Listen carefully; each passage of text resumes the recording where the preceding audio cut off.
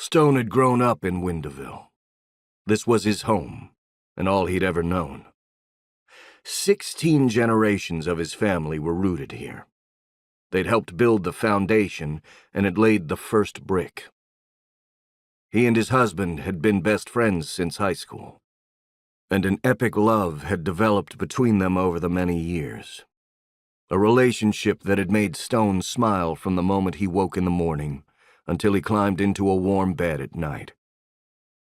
Now all he had left of Ben was the home they'd built together, and a lifetime of cherished memories.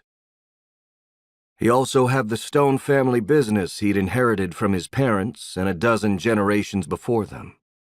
A business of strong-as-oak lumberjacks, not only built by the men, but included the matriarchs of loggers as well. Now the town knew Stone as the widowed grump of a man who was strong as an ox and as quiet as falling snow.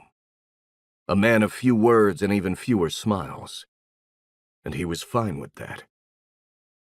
Everything in his world had its place. Well, everything except for what he was feeling about the man. Royal was his name, standing at the end of the Cedar Pines bed and breakfast parking lot.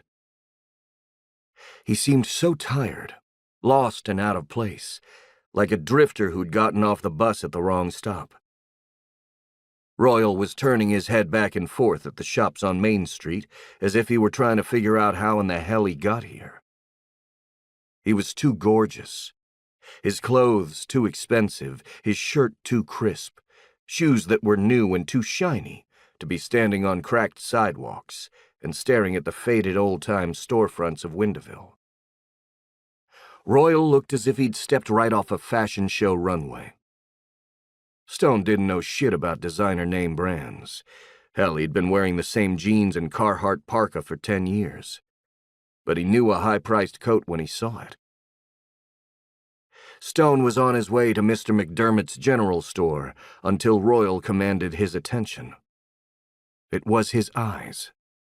Those cinnamon brown eyes that kept Stone from walking away and going about his business. Something about the man seemed broken, and for whatever reason, that tugged at a void in Stone's chest. His jaw tightened. He wasn't the kind of man who sought out strangers or tourists. He went out of his way to avoid them. But he couldn't leave Royal standing there alone and looking so unsure. Why him? As Stone drew closer, the air felt colder, the town quietening as if it wanted to hear what he was going to say, and without giving it much thought, he just spoke. "You lost already, city boy?" The words came out rough like they always did, but right then they felt more raw. Royal glanced back with a frown before he spun around to face him, and there was that same flicker of confusion, as though he hadn't expected anyone to notice him.